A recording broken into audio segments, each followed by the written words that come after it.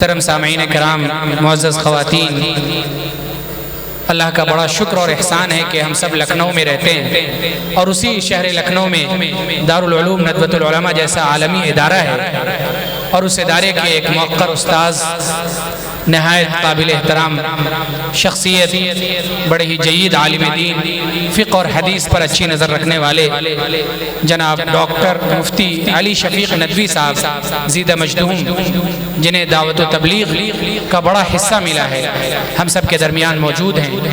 اللہ تبارک و تعالی ہم سب کو خوب سے خوب ابھی اور آئندہ فائدہ اٹھانے کی توفیق عطا فرمائے۔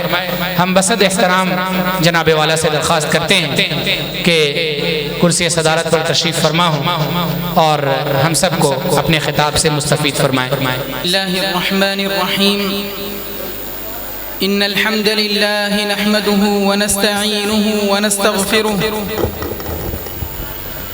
ونؤمن به ونتوکل علیہ ونعوذ باللہ من شرور انفسنا ومن سیئات اعمالنا، من يهده الله فلا مضل له ومن يضلل فلا هادي له، ونشهد أن لا إله إلا الله وحده لا شريك له، ونشهد أن سيدنا ونبينا محمدا عبده ورسوله صلى الله عليه وعلى آله وأصحابه وأزواجه وذرياته وبارك وسلم تسليما كثيرا.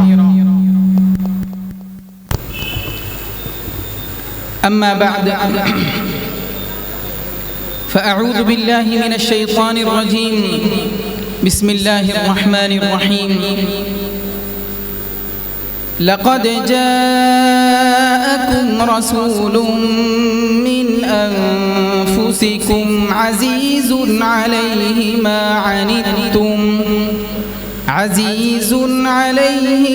عنتم حريص عليكم بالمؤمنين رؤوف رحيم. صدق اللہ العظیم. محترم بھائیوں، بزرگوں اور عزیز دوستوں اور چھوٹے بچوں اور بچیوں،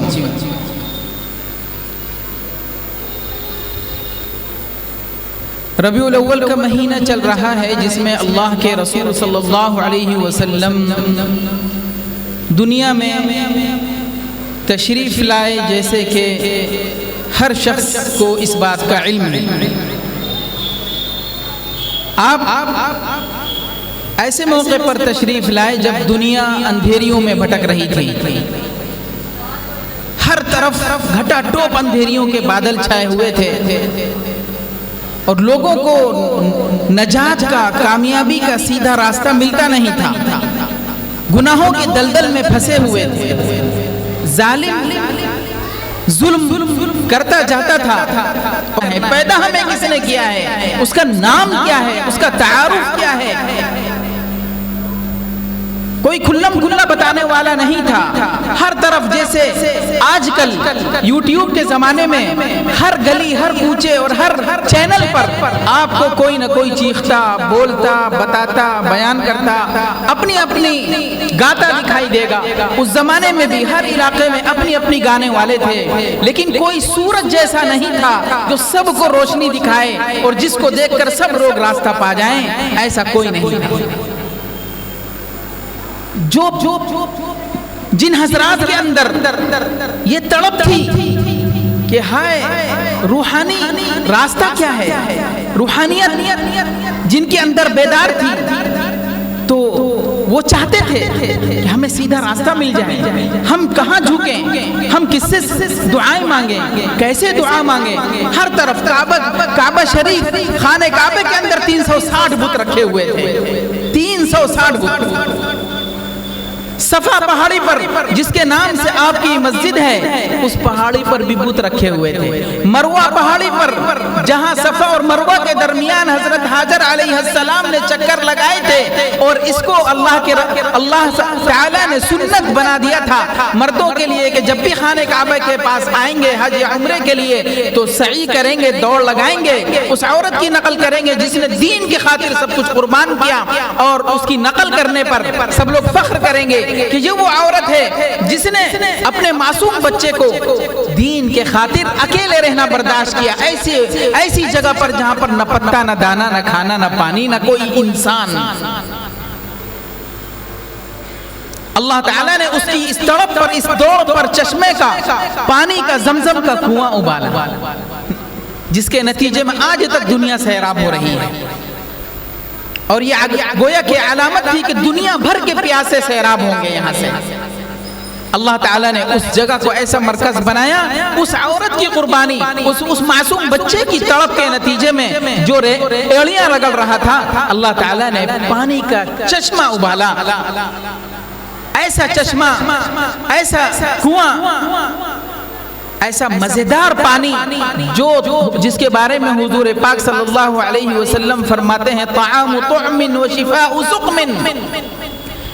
یہ صرف پانی نہیں ہے جس سے پیاس بجھتی ہے، یہ کھانے کو کھانا ہے اور بیماری کے لیے دوا بھی ہے۔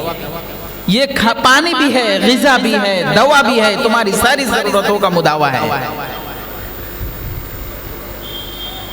تو اللہ تعالیٰ نے اس صفا مروہ پہاڑی کی جو سنت تھی عربوں کے ساتھ زمانے سے چلی آتی حضرت ابراہیم اور حضرت اسماعیل علیہ السلام کے، لیکن اس پہاڑیوں پر بھی مشرک، جب یہ انسان جو مسلمان جو حضرت ابراہیم اور حضرت اسماعیل کے طریقے پر چلنے والے تھے، اس وقت کے مسلمان تھے وہ، لیکن دھیرے دھیرے وہ ایسا شرک چپکے ان کے اندر آیا، تو کبھی وہ مزار پہ جھکنے لگے، کبھی وہ ادھر جا کر ہاتھ اٹھا کر دعائیں مانگنے لگے، یہاں تک کہ جو فرشتے تھے ان کے نام کے بت تھے، جو بزرگ تھے ان کے نام کے بت تھے، جو انبیاء گزرے تھے ان کے نام کے بت تھے۔ تو ہر نیک لوگوں کے نام کے بت تھے، 360 بت خانے کعبہ کے اندر تھے، اور صفا پر بھی، مروہ پر بھی، اور سب جگہ بت ہی بت، یہاں تک کہ اللہ تعالیٰ بھی فرماتے ہیں افرأیتم اللات والعزى ومناة الثالثة الأخرى۔ اللہ تعالیٰ بھی فرماتے ہیں یہ سب بتوں کے جو بڑے بڑے بزرگوں کے اور فرشتوں کے نام کے بت ہیں، یہ کوئی لچے لفنگے گنڈے بدماش کے نام کے بت نہیں ہوتے، برے لوگوں کے نام کے بت نہیں ہوتے، یہ تو بزرگوں کے نام کے بت ہوتے ہیں۔ لیکن جھکنے لگے، شرک ایسے، اب جو چاہتا سیدھا راستہ پانا اس کو بھی نہیں ملتا۔ اگر وہ چاہے کہ چلو خانہ کعبہ میں آ کر اللہ کی عبادت کر لے، اس کو سمجھ میں نہیں آتا کہ میں اللہ کی عبادت کر رہا ہوں۔ یہ 360 بت چاروں طرف اندر باہر میں ان کو پوج رہا ہوں یا اپنے رب کو؟ دل تڑپتا، بے چین ہوتا۔ تو پوری دنیا میں یورپ سے لے کر چائنا تک سب طرف اپنی تہذیبیں تھیں، اپنے دین تھے، چاہے مصر اور ایجپشن سیولائزیشن ہو، تہذیب و تمدن ہو، چاہے بابلین ہو، اور چاہے کوئی بھی چائنیز ہو اور چاہے یورپین ہو، ساری تہذیبیں اس زمانے کی اندھیریوں میں بھٹک رہی ہیں۔ کوئی اس دنیا کو، اور چاہے سندھی تہذیب، کوئی ہدایت کی روشنی سے سرشار، ہدایت کے نور سے منور نہیں تھا۔ ایسے موقع پر اللہ تعالیٰ نے فیصلہ فرمایا کہ اس دنیا کو اندھیریوں سے نکالنا ہے، گناہوں کی دلدل سے کھینچ کر باہر لانا ہے، برائیوں سے بچانا ہے، جنت کے راستے پر لانا ہے، کامیابی کے راستے پر اٹھانا ہے، اور ہمیشہ کے لیے سیدھا راستہ دکھانا ہے۔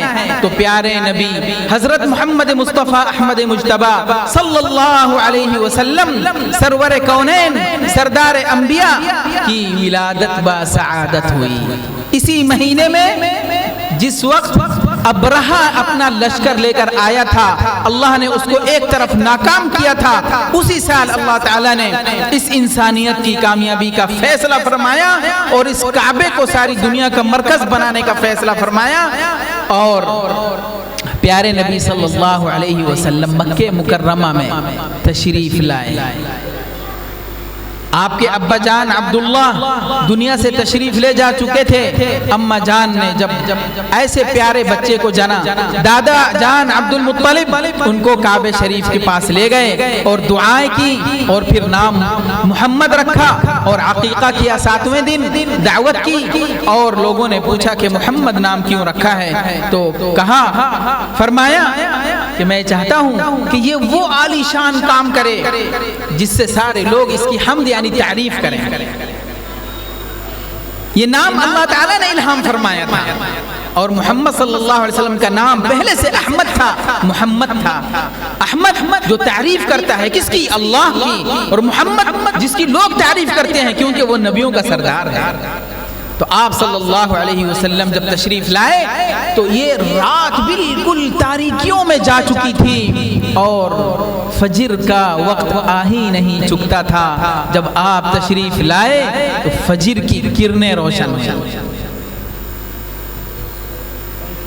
پھر جب آپ 40 سال کے ہوئے، آپ صلی اللہ علیہ وسلم آپ کو نبی بنا کر بھیجا گیا۔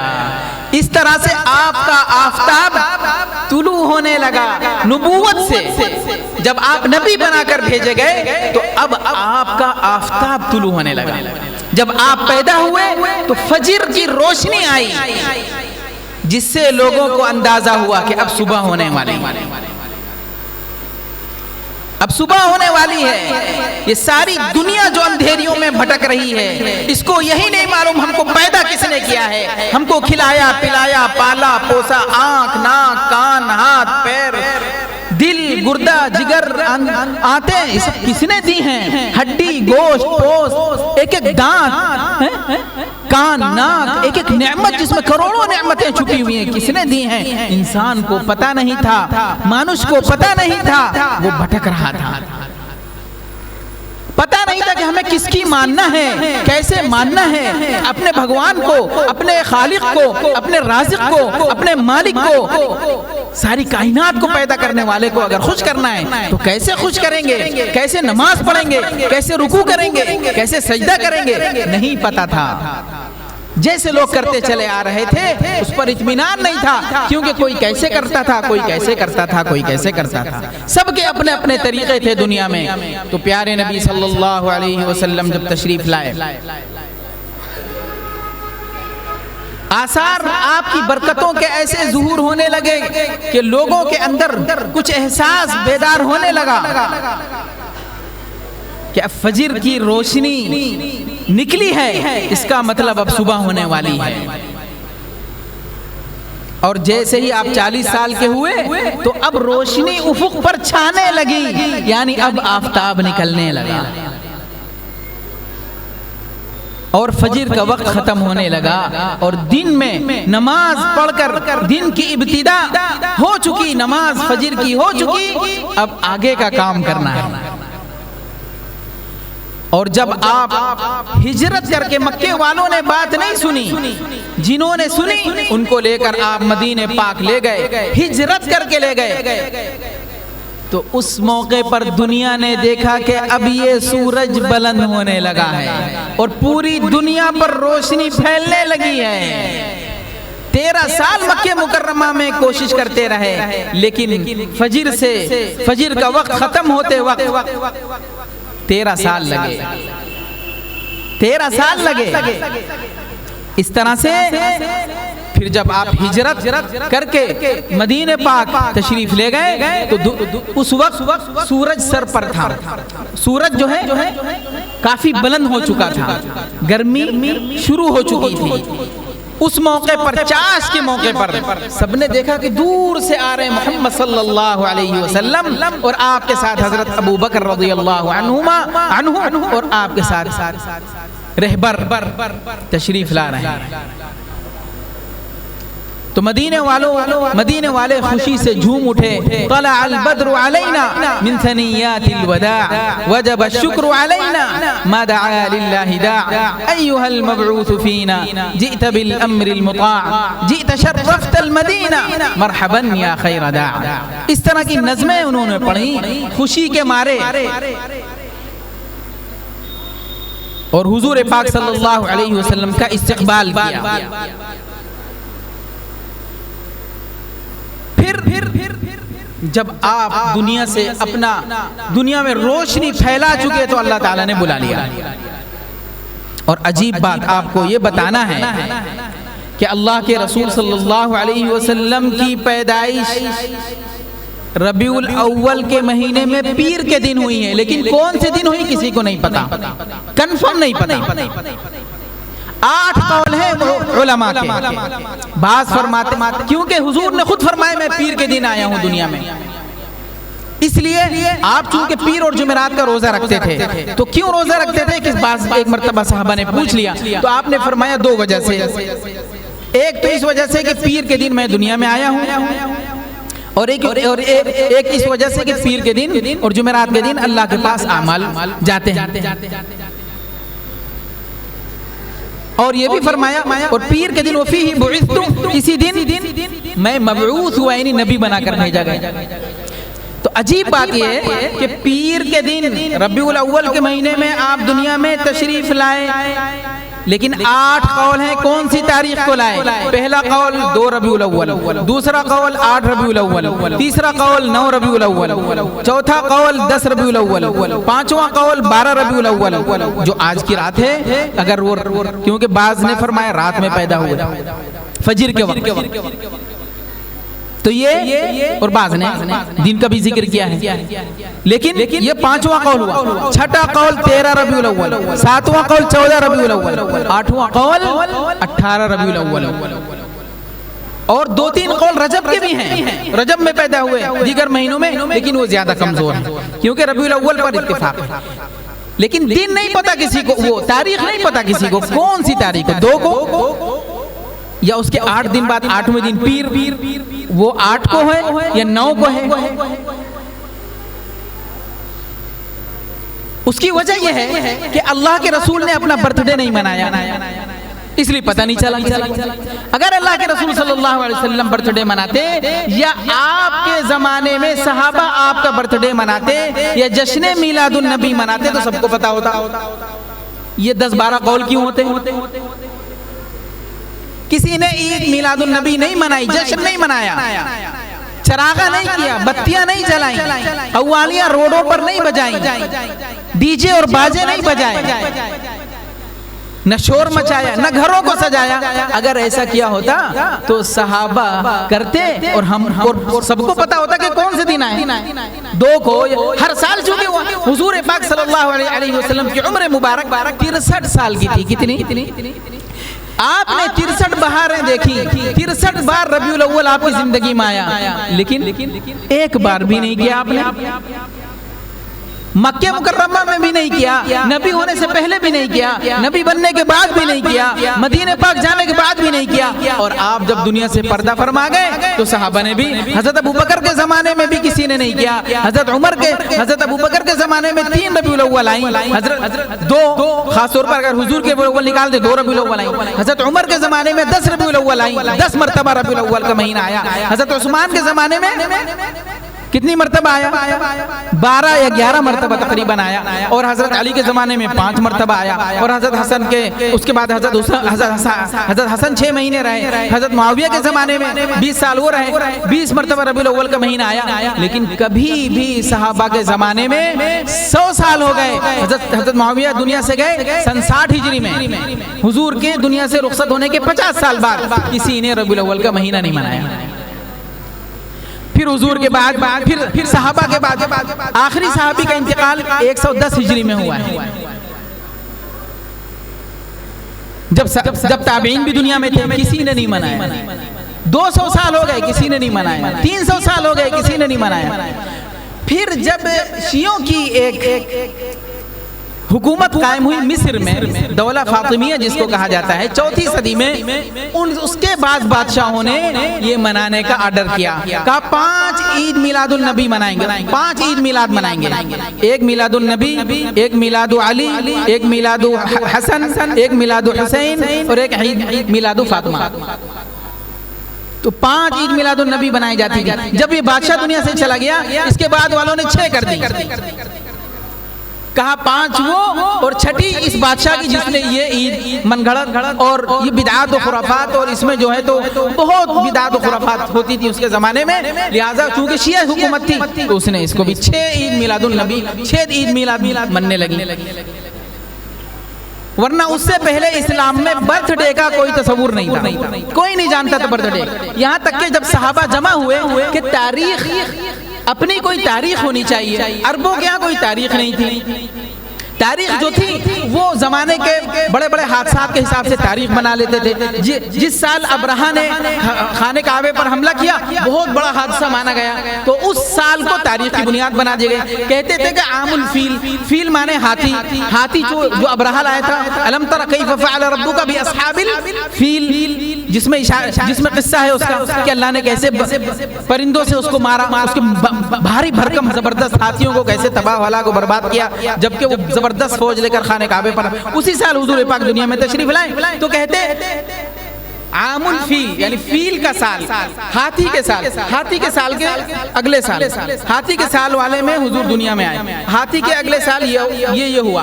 ارے تمہاری شادی کب ہوئی تھی؟ ارے ہاتھی کے سال کے 10 سال بعد۔ ارے تمہارا نکاح کب ہوا تھا؟ ارے تمہارا وہ یہ گھر بلڈنگ کب بنائی؟ ہاتھی کے سال کے 20 سال بعد۔ اس طرح سے تاریخ چلتی تھی۔ تو حضور تو حضرت عمر کے زمانے میں مشورہ ہوا، تو بعض نے کہا کہ حضور جب نبی بنائے گئے تب پہلا سال مان لیا جائے، حضور جب بعض نے کہا جب ہجرت، بعض نے کہا فلاں سال۔ تو حضرت عمر نے طے کیا حضرت علی کے رائے پر کہ حضور پاک صلی اللہ علیہ وسلم جب ہجرت کر کے مدینہ پاک تشریف لائے تب سے ہجرت تاریخ متعین کی جائے، تبھی سے اس کا نام تاریخ ہجری پڑ گیا، کیونکہ اسلام میں برتھ ڈے کا تصور نہیں تھا۔ اگر برتھ ڈے کا تصور ہوتا تو صحابہ زیادہ خوشی اور یہ تاریخ برتھ ڈے سے مناتے، جیسے کرسچنوں کے یہاں برتھ ڈے کا تصور ہے، انہوں نے اپنی تاریخ حضرت عیسیٰ کی پیدائش سے رکھی ہے، اسی لیے ان کا برتھ ڈے بھی منتا ہے بڑے شان بان سے۔ انہی کے یہاں سے یہ تصور شیعوں کے آیا، پھر شیعوں کے یہاں سے سنی کے وہاں بھی آ گیا، تو وہ حضور کا بھی برتھ ڈے منانے لگے، اور اب تو بچوں کے منانے لگے۔ حالانکہ یہ سب چیزیں غیروں سے آئی ہیں، حالانکہ حضور کے دنیا میں آنے کی خوشی کس بات کی ہونی چاہیے تھی؟ خوشی حضور کے دنیا میں آنے کی خوشی ہر مسلمان کو ہے، کیونکہ حضور نے، میں نے بتایا، نبی بن کر ساری دنیا میں روشنی چمکائی، لیکن کیسے روشنی چمکائی حضور نے دنیا میں؟ لالٹین جلا کر، بجلی کے بڑا سا ہائیڈروجن بلب لگا کر، جیسے ماشاءاللہ آپ کے سامنے لگا ہوا ہے، خوب اچھی روشنی دکھ رہی ہے، اور اللہ کا شکر ہے آپ نے یہ سب سجایا نہیں، کیونکہ صحابہ نے نہیں سجایا۔ کل قیامت کے دن اگر اللہ کے رسول یہ اعلان کر دیں یا اللہ تعالیٰ اعلان کروائیں، اچھا بھائی تم لوگوں میں جھگڑا ہوتا تھا کہ بعض لوگ گھر سجاتے تھے، بعض لوگ نہیں سجاتے تھے، جو لوگ گھر نہیں سجاتے تھے دائیں طرف آ جائیں، جو لوگ گھر سجاتے تھے بائیں طرف آ جائیں۔ تو دائیں طرف میں حضور جائیں گے، صحابہ جائیں گے، کیونکہ سجاتے نہیں تھے ربیع الاول میں گھر، تو ہم لوگ بھی چلے جائیں گے، آپ لوگ بھی چلے جائیں گے۔ اور جو لوگ نہیں سجاتے تھے، جو لوگ سجاتے تھے وہ سب سے پہلے کرسچن لوگ ہوں گے، پھر ان کے بعد شیعہ ہوں گے، پھر ان کے بعد وہ لوگ ہوں گے جو ہم میں سے بھی سجانے لگے، تو وہ ادھر چلے جائیں گے۔ تو اللہ کا شکر ہے آپ نے سجایا نہیں، لیکن خوشی تو ہر مسلمان کو ہوتی ہے اللہ کے رسول کی۔ لیکن یہ خوشی کا مطلب کیا ہے؟ اللہ کے رسول دنیا میں آئے تو اس خوشی کا مطلب کیا ہے؟ اس خوشی کا مطلب یہ ہے کہ اللہ کے رسول صلی اللہ علیہ وسلم جس مقصد سے آئے، جو کام لے کر آئے، آپ کو خوش کرنا ہے تو آپ کے پیچھے چلنا ہوگا اور اسی کام کو لے کر چلنا ہوگا۔ آپ صلی اللہ علیہ وسلم اگر دنیا میں تشریف لائے ہم سب کو خوشی ہوئی، آپ نبی بنائے گئے ہم سب کو مزید خوشی ہوئی، آپ نے ہجرت فرما کر اسلام کا بول بالا فرمایا ہمیں مزید خوشی ہوئی۔ لیکن یہ خوشی کا یہ ایک ہوتا ہے خوش ہونا اور خوش ہو کر سنت کے مطابق خوشی کا اظہار کرنا، اور ایک ہوتا ہے خوشی منانا، اور خوشی منانا اسلام میں اپنی مرضی نہیں ہے۔ اسلام کا مطلب ہی یہی ہے کہ اسلم وجہہ للہ، اپنے چہرے کو اپنی زندگی کو اللہ کے حوالے کر دیا۔ اب ہمیں اپنی مرضی سے نہ خوش ہونا ہے، اپنی مرضی سے نہ غمگین ہونا ہے، اپنی مرضی سے نماز بھی اپنی مرضی سے نہیں پڑھنا، روزہ بھی اپنی مرضی سے نہیں رکھنا، سب کچھ رب چاہی ہوگا، من چاہی کچھ نہیں ہوگا۔ ہمارا من کر رہا ہے کہ ہم جو ہے تو خوشی یوں منائیں، ناچ کر منائیں، ڈانس کر کے منائیں، تو یہ خوشی نہیں، یہ غمی ہے، یہ افسوس کی بات ہے، یہ گناہ ہے، کیونکہ رسول پاک صلی اللہ علیہ وسلم نمونہ آئیڈیل ہیں، جو آپ صلی اللہ علیہ وسلم نے نہیں کیا، صحابہ نے نہیں کیا، ہم کیسے کریں؟ اس لیے پیارے بھائیوں، جو حضرات خوش ہو کر طے کر رہے ہیں آپ لوگوں میں سے کہ ہم انشاءاللہ اپنے نبی پاک صلی اللہ علیہ وسلم کی سنتوں کو سینے سے چمٹائیں گے، آپ کا دین حاصل کریں گے، دین کا علم حاصل کریں گے، دین پر عمل کریں گے، نماز پابندی سے پڑھیں گے، تو آپ لوگوں میں سے جو یہ کرتا ہے، یہ کرنے کا حوصلہ بلند کر رہا ہے، نیت کی تجدید کر رہا ہے، عزم کر رہا ہے، تو وہ اصل میں پیارے نبی کو خوش کرنے والا ہے، اللہ کو خوش کرنے والا ہے، صحابہ کو خوش کرنے والا ہے، فرشتوں کو خوش کرنے والا ہے، اور سب سے اللہ کے بعد سب سے پہلے پیارے نبی صلی اللہ علیہ وسلم کو خوش کرنے والا ہے۔ تو آپ لوگوں میں سے بتائیں کون سچی محبت کرتا ہے اللہ کے رسول سے، کون سچی خوشی رکھتا ہے اور کرنا چاہتا ہے؟ سب چاہتے ہیں نا؟ ارے ہاتھ تو اٹھا دیں، ماشاءاللہ سبھی چاہ رہے ہیں۔ اس کا مطلب یہ ہے کہ اب ہم آج سے طے کر لیں کہ ہماری نماز نہیں چھوٹے گی، اور اگر کوئی گناہ ہو گیا فوراً توبہ کریں گے۔ ہم طے کر لیں کہ آج سے ہم دعوت کی محنت، پیارے نبی کے 4 اگر کام کر لینا، 4 تو بڑے ذمہ داری، بڑی جو ذمہ داری ہم پر وہ ادا ہوں گی۔ نمبر 1 دعوت کی محنت۔ دعوت کی محنت کا مطلب یہ ہے کہ پیارے نبی صلی اللہ علیہ وسلم جس دن سے نبی بنا کر بھیجے گئے فوراً آپ گئے، اپنے دوستوں سے ملے، کہا کہ ایک اللہ کی مان لو، اس کے علاوہ بزرگوں کے نام کے بت ہیں، مزار ہیں، قبریں ہیں، درگاہیں، کہیں جا کر جھکنا نہیں، یہ شرک ہے۔ لا الہ الا اللہ نہیں ہے کوئی عبادت کے لائق، جھکنے کے لائق، سجدہ کرنے کے لائق، دعا مانگنے کے لائق سوائے اللہ کے، لا الہ الا اللہ۔ لہذا آج سے تم کہیں نہیں جھکو گے، اللہ کے ساتھ کسی کو شریک نہیں کرو گے، نہ جھکنے میں، نہ رکوع میں، نہ سجدہ میں، نہ کھڑے ہو کر، نہ دعا مانگنے میں۔ جتنی بھی عبادت کی، پوجا کی شکلیں ہیں وہ صرف ایک اللہ کی، کیونکہ وہی خالق، رازق، مالک، وہی حقدار ہے۔ لہذا سب لا الہ الا اللہ پڑھ لے ہو، بعض نے پڑھا، بعض نے انکار کر دیا، کہا نہیں یہ تو ہمارے بزرگ ہیں، ان کا دامن چھوڑیں گے تو برباد ہو جائیں گے۔ اللہ کے رسول نے کہا نہیں، برباد نہیں ہوگے، تم نے اگر لا الہ الا اللہ پڑھ کر ہمارے راستے پر چلے تو یہ بزرگ بھی تم سے کل خوش ہو جائیں گے۔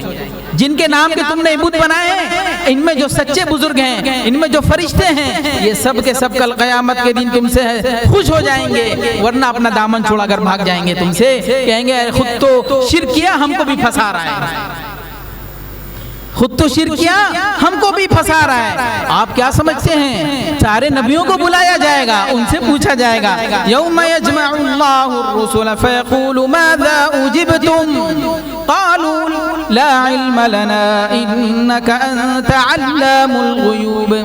وہ دن یاد کرو جب اللہ تعالیٰ تمام نبیوں کو جمع کر کے پوچھیں گے ان سے کہ تمہاری قوم نے کیا جواب دیا تمہاری توحید کی دعوت پر،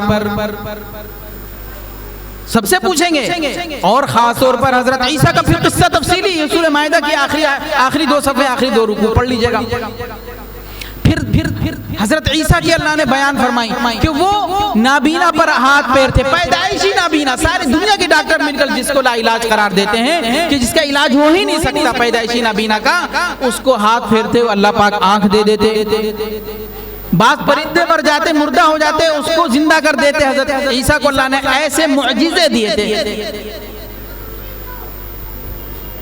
اور برس کی خطرناک بیماریاں، بڑی بڑی پریشانیاں ختم کر دیتے، حل کر دیتے. تو اللہ پاک نے یہ ساری حضرت عیسیٰ کی تعریف بیان کرنے کے بعد بتایا وَإِذْ قَالَ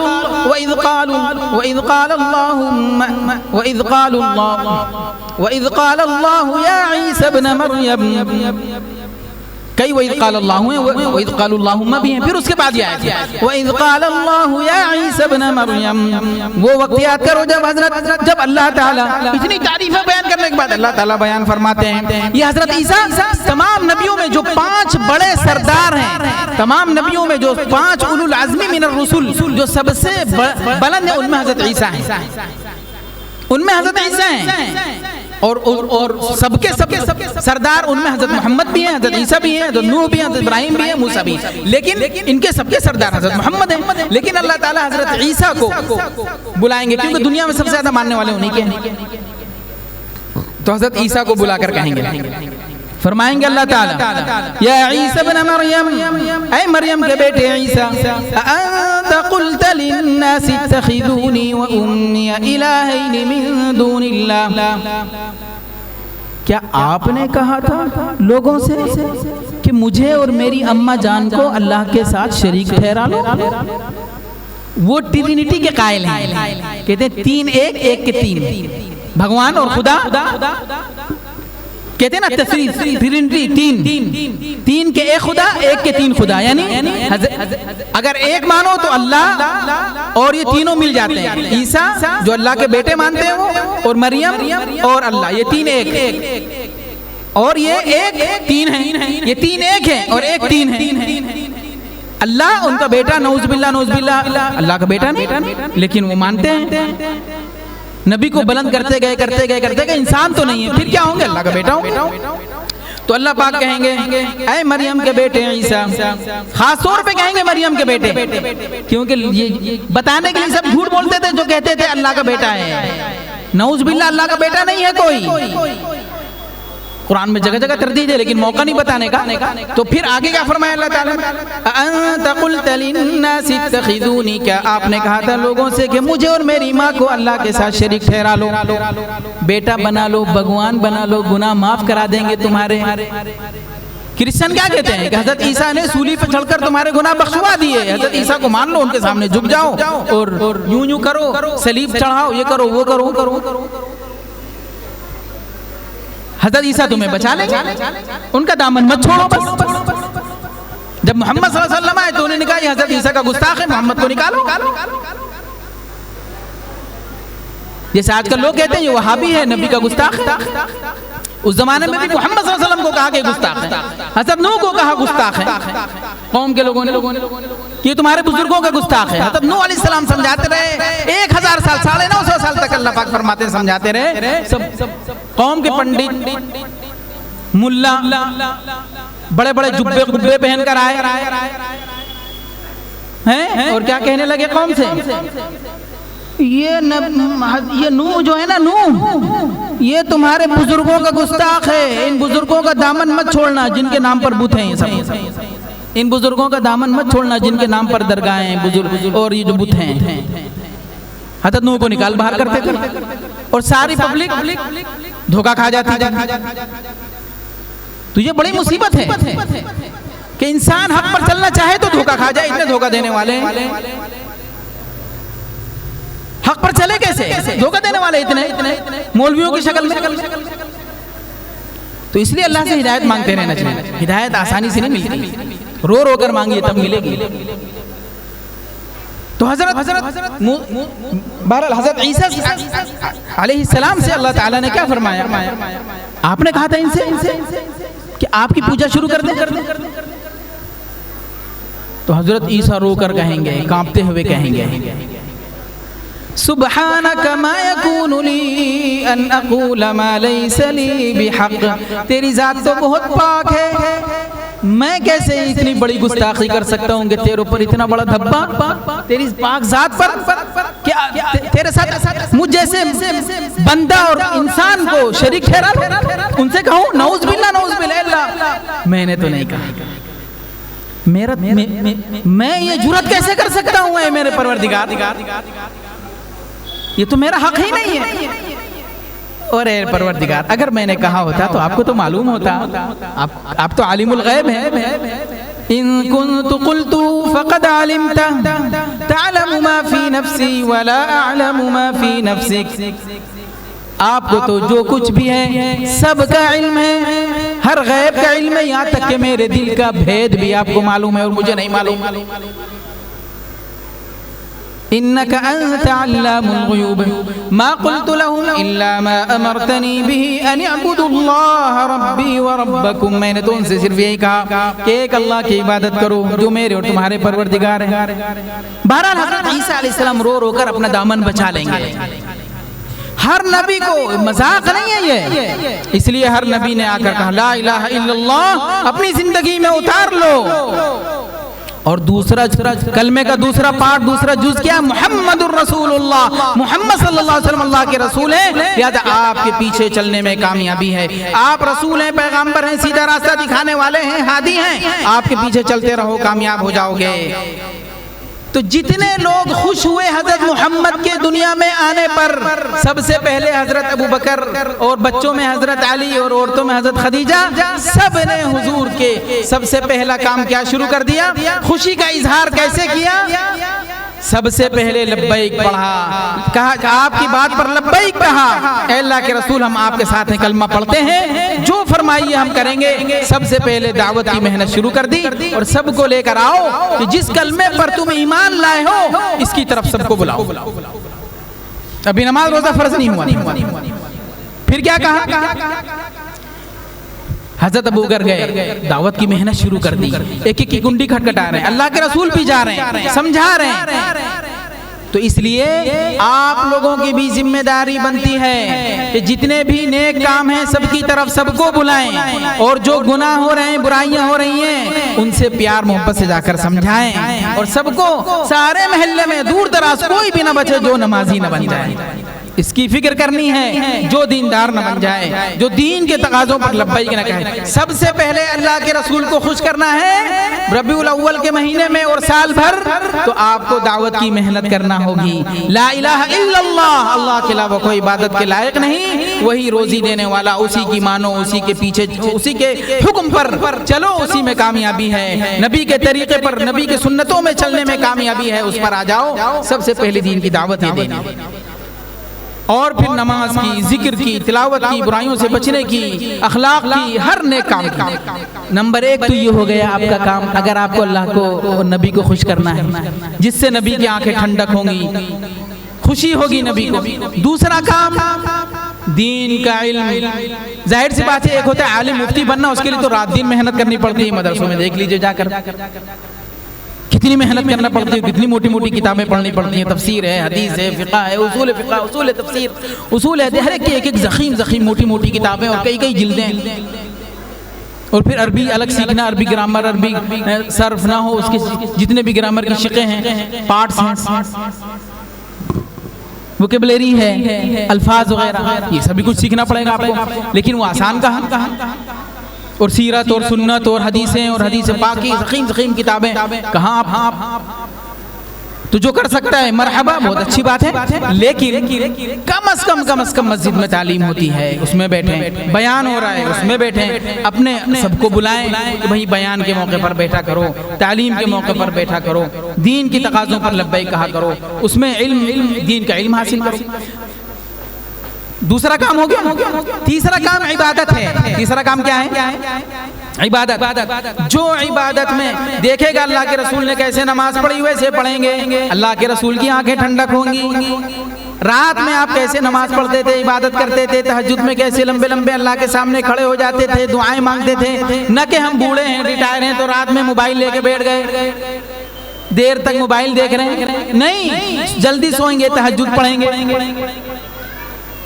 چاش کی نماز پڑھیں گے، ذکر تلاوت کا اہتمام کریں گے.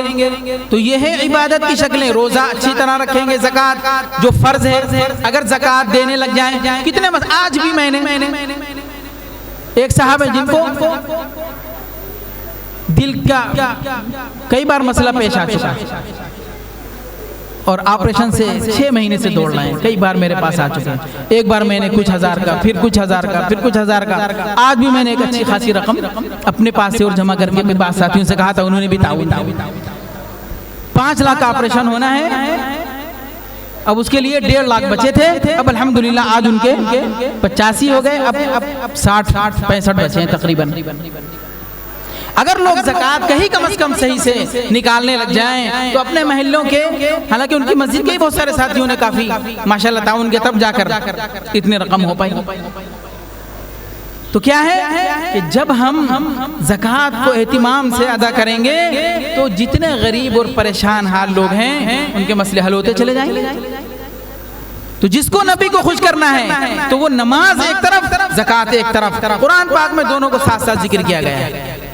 سب کے مسئلے حل ہوتے چلے جائیں گے. اور ایک مسئلہ اور بھی ہے. بعض لوگ زکوٰۃ دیتے ہیں، لوگ شادی بیاہ میں اڑا دیتے ہیں، لوگ موبائل خریدنے میں غریب اڑا دیتے ہیں. بعض غریب ایسے بھی ہیں پیسہ آیا نہیں کہ انہیں اڑا دیا، کیونکہ زندگیوں میں دین نہیں. جب تک دعوت کی محنت نہیں ہوگی، زندگیوں میں دین نہیں ہوگا تو لوگ ایسے ہی کریں گے. ایک مصیبت اور ہے. تو اس لیے دین کے بغیر نہ نماز، نہ زکوٰۃ، نہ حج کر کے آگے بھی تماشے. اس لیے دین کی محنت کے بغیر کوئی مسئلہ حل نہیں ہوگا. اس لیے پیارے بھائیوں، دین کی دعوت، علم، تعلیم، اور تیسری چیز عبادت، اور چوتھی چیز ہے پوری زندگی دین پر آ جائے، پوری زندگی سنت پر آ جائے، اللہ کے حکموں پر آ جائے، نبی کے طریقے پر آ جائے. چاہے وہ گناہ چھوڑنے کا مسئلہ ہو، چاہے وہ نیکیاں کرنے کا مسئلہ ہو، ذرہ برابر بھی آپ نیکی کریں گے اللہ کے یہاں ریکارڈ ہوگا اور سب کا بدلہ ملے گا. فَمَن يَعْمَلْ مِثْقَالَ ذَرَّةٍ خَيْرًا جو ذرہ برابر بھی نیکی کرے گا دیکھ کر رہے گا، جو ذرہ برابر بھی شر کرے گا وہ دیکھ کر رہے گا. لا ما لهذا الكتاب لا يغادر صغيرة ولا كبيرة الا احصاها. سب قیامت کے دن جب ان کے سامنے نامہ اعمال رکھا جائے گا، سب چیخ کر کہیں گے ہائے خدا، یہ کیسی کتاب ہے جس نے سب کچھ کچا چٹا کھول کر رکھ دیا، نہ ذرہ، نہ چھوٹی نہ بڑی کوئی چیز اس نے نہیں چھوڑی جو اس کے اندر لکھی ہو. رات کے اندھیریوں میں اکیلے میں بیٹھ کر میں نے کوئی گناہ کیا تھا موبائل میں یا کسی سے بات کر یا کسی طرح سے، وہ بھی اس میں ریکارڈ، وہ بھی اس میں لکھا ہوا ہے. ریکارڈنگ ساتھ، ویڈیو ساتھ. خالی ویڈیو، آج کل کا ویڈیو نہیں کہ دیکھ لیا تو سمجھ میں نہیں آ رہا ہے. وہ اس وقت جب ویڈیو چلے گا تو اندر کی نیت بھی کھل کر آئے گی، چھپی ہوئی باتیں بھی سامنے آ جائیں گی. ایسا ویڈیو اللہ کے یہاں کا ہوگا. دنیا والا ویڈیو نہیں ہوگا کہ صرف صورت دکھ رہی ہے، پیچھے کیا ہے، نیت کیا ہے نہیں دکھ رہا. وہاں نیت بھی دکھ جائے گی. قرآن پاک میں اللہ پاک فرماتے ہیں چیخ کر لوگوں کی چیخیں نکل جائیں گی، ہائے خدا یہ کیسی کتاب. لا یغادر صغیرۃ ولا کبیرۃ الا احصاها. کوئی چھوٹی بڑی بات، نیکی، برائی، کام میں نے نہیں کیا مگر اس کتاب میں دل کے خطرہ بھی کوئی گزرا، گندا پلان کوئی بنایا، وہ بھی اس میں لکھا ہوا ہے. تو اس لیے پیارے بھائیوں، خطرناک گھڑیوں سے گزرنا ہے، گھاٹیوں سے گزرنا ہے، تیاری کرنا ہے اور نبی کو خوش کرنا ہے. جس نے نبی کو خوش کرنے کا ارادہ کیا ہے الحمدللہ سب نے کیا ہے، تو یہ 4 کام ضرور کر لیں. نمبر 1 دعوت کی محنت، نمبر 3 نمبر 2 علم اور تعلیم اور اپنے بچوں کو بھی تعلیم، نمبر 3 عبادت میں انہمام، نمبر 4 پوری زندگی دین پر آ جائے، پیارے نبی کی سنت پر آ جائے. سنتوں کو اپنی آنکھوں کا سرما بنائیے، اپنے سر کا تاج بنائیے، اپنے سینے سے چمٹائیے، اس پر فخر کیجئے. یہ سنت کا مقام ہے، یہ سنت کا احترام ہے، یہ سنت سے محبت ہے، یہ پیارے نبی سے محبت ہے، یہ پیارے نبی کی آمد پر خوشی کا اظہار ہے. اس لیے اللہ کا شکر ہے کہ ماشاءاللہ آپ کی صفا مسجد کے ذمہ داران نے اور کمیٹی نے کتنا اچھا کیا. ماشاءاللہ ربیع الاول کے مہینے تک پلان کر لیا کہ ہمیں اللہ کے نبی کو خوش کرنا ہے تو گھر گھر اپنے بچوں کو تقریر سکھا کر دین کا پیغام کیسے بیان کریں گے لوگوں کے سامنے، بچوں کی تقریر کے ذریعے سے کمپٹیشن اور مقابلہ رکھا، مسابقہ رکھا۔ دوسرا اذان جو دعوت تامہ ہے، کیسے صحیح اذان دینے والے بن جائیں ہماری قوم، اچھی اذان دینے والی بن جائے، کیونکہ اذان دعوت ہے۔ اللہ اکبر اللہ اکبر، کسی کو بھی دعوت دیجئے سب سے پہلے بتائیے کہ سب سے بڑا اللہ ہے۔ یہ کس نے پیدا کیا آسمان و زمین؟ یہ آسمان اتنا بڑا کس نے پیدا کیا؟ دنیا میں کوئی ایسا نہیں ہے، کوئی بھگوان ایسا نہیں ہے جس کو جو اتنا چھوٹا سا یا پہاڑ کے برابر ہی ہو جائے گا۔ لوگ اگر چاہے نہیں، کوئی لوگوں نے سوچ بنا لی ہے غلط، تو پہاڑ کے برابر ہو جائے گا۔ تو پہاڑوں کو کس نے پیدا کیا؟ سورج چاند کو، سورج اتنا بڑا کس نے پیدا کیا؟ آسمانوں کو، ستاروں کو کس نے پیدا کیا؟ اس لیے سب سے بڑا اللہ ہے۔ سب کو سمجھاؤ اللہ اکبر اللہ اکبر۔ جب سب کی سمجھ میں آ جائے گا کہ جب سب سے بڑا اللہ خالق رازق مالک، تو اشہد ان لا الہ الا اللہ، ہم پھر گواہی دیتے ہیں اس کے علاوہ کوئی عبادت کے لائق نہیں۔ اشہد ان محمد رسول اللہ، حی علی الصلاۃ، جاؤ نماز کی طرف، حی علی الفلاح، کامیابی کی طرف آ جاؤ۔ یہ اذان ہے، یہ دعوت کی مثال ہے، اس لیے یہ مسابقہ رکھا گیا اذان کے تعلق سے کہ بچہ داعی بن جائے اور اذان صحیح دینے لگ جائے۔ اور قرآن پاک کا مقابلہ رکھا گیا ماشاءاللہ، تجوید کا، قواعد کا، تاکہ بچہ صحیح قرآن پاک پڑھنے لگے گا۔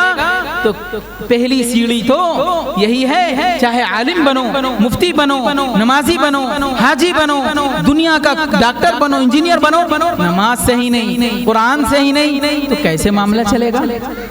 اس لیے بچے کا قرآن صحیح ہو جائے۔ تیسرا مقابلہ قرآن اور تجوید اور سورتوں کا رکھا گیا تاکہ یہ پیغام پہنچے۔ چوتھا مقابلہ اسلامک کوئز کا رکھا گیا کہ اسلامی معلومات، آپ میں سے کتنوں کو معلوم ہے کہ نماز کے فرائض کتنے ہیں، سنتیں کتنی ہیں؟ بہت کم لوگ ملیں گے، جیسے کہ میں نے رپورٹ لی جا چکی ہے اور میرا تجربہ ہے اور پوچھ چکا ہوں لوگوں سے۔ کتنے لوگ ہیں جو نماز کے فرائض کی ڈیٹیل بتا سکیں؟ بہت سے تو گنا بھی نہیں پائیں گے کہ کتنے ارکان ہیں، کتنی شرائط ہیں، اور جو بہت سارے گنا بھی لیں گے تو ڈیٹیل صحیح سے نہیں بتا پائیں گے۔ نماز کن کن چیزوں سے فاسد ہوتی ہے، نماز میں مستحب کیا ہے، سجدے میں کیا پڑھنا سنت ہے، صرف سبحان ربی الاعلی، لیکن تہجد میں یا نفلوں میں آپ نماز پڑھیں تو سجدے میں اور کیا پڑھ سکتے ہیں، سجدے سے بیٹھیں تو کیا پڑھ سکتے ہیں، کیا کیا سنتیں ہیں، کیا کیا دعائیں ہیں، کس کو صحیح طرح سے یاد ہے؟ بہت کم لوگ ملیں گے۔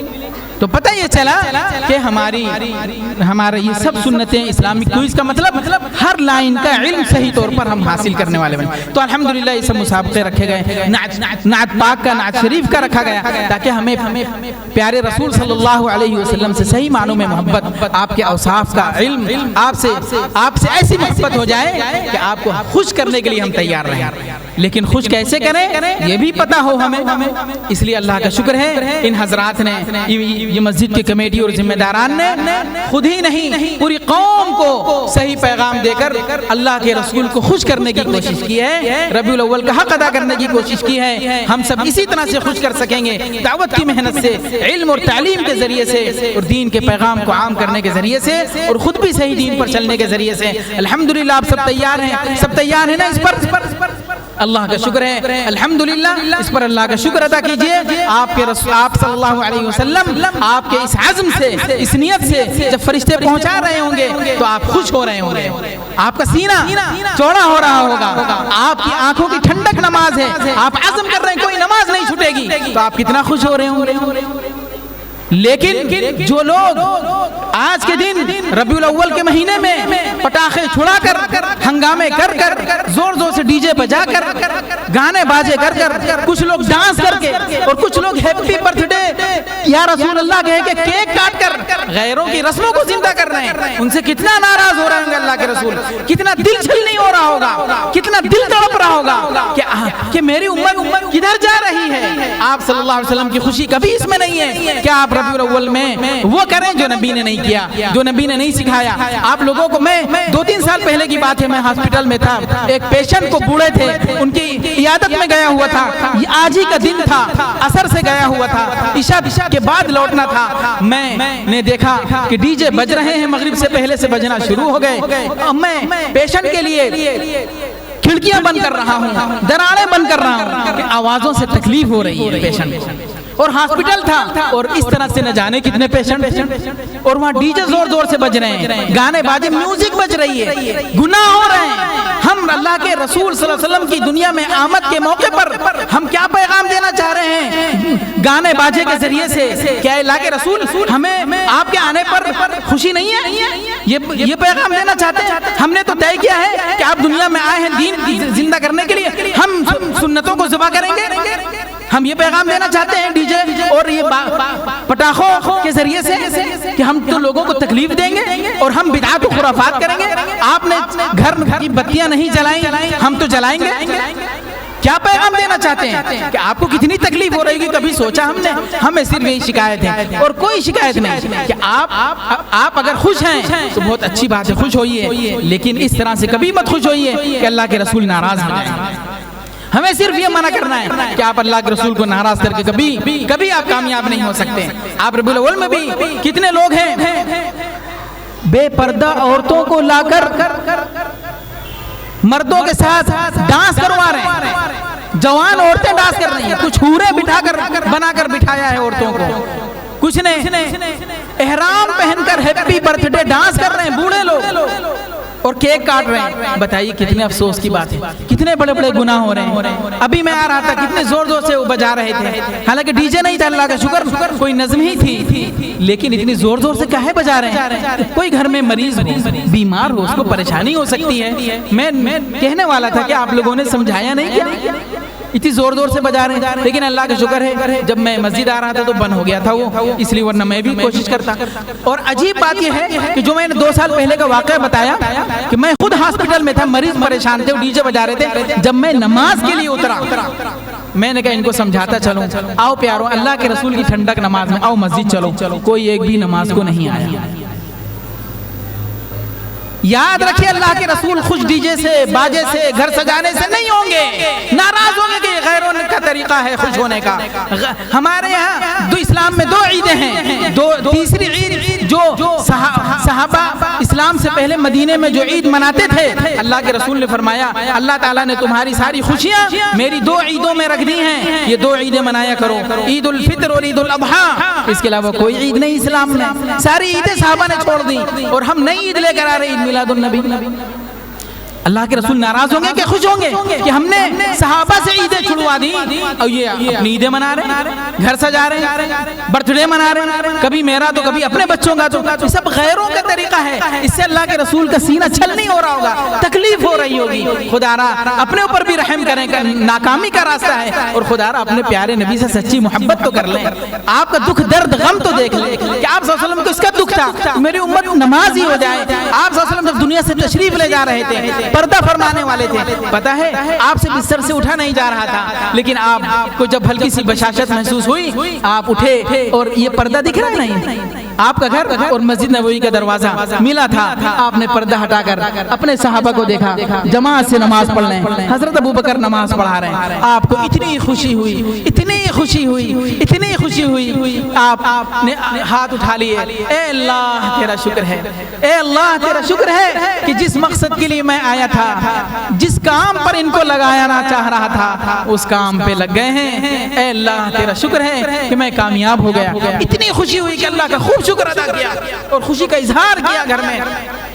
इतनी खुशी हुई कि देखे साहबा नमाज पढ़ रहे हैं और हम नमाज छोड़कर डीजे बजाकर अल्लाह के रसूल को खुश करना चाह रहे हैं। नाराज हो जाएंगे, अल्लाह भी नाराज, अल्लाह के रसूल भी नाराज, फरिश्ते भी नाराज, कहाँ जाएंगे हम बर्बाद होकर। इसलिए प्यारे भाइयों, हमें सिर्फ ये कहना है कि खुश होइए, होना चाहिए, लेकिन ऐसे नहीं खुश होइए कि अल्लाह के रसूल नाराज हो जाएं। बिदआत से बचाइए। अल्लाह के रसूल साहबा ने जो काम नहीं किया, ताबईन ने नहीं किया, वो हम नहीं करेंगे। सब लोग इसका आज़म करें कि दीन में बिदअत बहुत नुकसानदेह चीज है। हम लोग समझते हैं कि बिदअत सिर्फ बिदअत जो है सिर्फ کچھ عجیب و غریب چیزیں ہیں ہم نے جو دین میں شامل کر لی وہ بدعت نہیں بھائی. آپ بدعت وہ ہوتی ہے جو اچھی نیت سے کی جائے.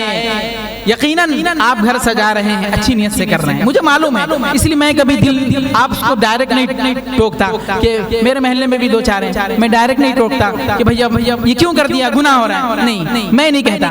میں تو سوچتا ہوں کہ چلو بیچارہ نماز نہیں پڑھ رہا ہے. ایک بزرگ تھے, ان کو ایک گاؤں میں جماعت گئی, دین کی علماء گئے, تو ان کا ایک علاقہ گاؤں کے گاؤں علاقوں کے علاقے ان کے یہاں نہ نماز ہے, نہ مسجد ہے, نہ جماعت سے نماز ہوتی ہے, نہ روزہ نہ زکوٰۃ. ان کے یہاں صرف خرافات ہے دین کے نام پر. محرم میں خوب بس یہ کیا بولتے ہیں جو بناتے ہیں تعزیہ ہے, محرم میں سب چیزیں ہیں بدعت و خرافات. نہ رمضان کا وہ اہتمام ہے, روزہ ہے, نہ زکوٰۃ, نہ حج, نہ. تو ان بزرگ نے فرمایا ٹوکنا مت کیونکہ یہ بیچاروں کو کسی نے بتایا نہیں, ان بیچاروں کو کسی نے بتایا نہیں. انہوں نے اپنے ابا دادا کو سمجھا کہ یہی دین ہے, یہی کرتے چلے آ رہے ہیں. ان بیچاروں کو ہو سکتا ہے ثواب مل رہا ہو. اب تم دھیرے دھیرے ان کو سمجھاؤ کہ کیا کرنا ہے, نماز پڑھنا ہے, جو فرض ہے وہ سمجھاؤ.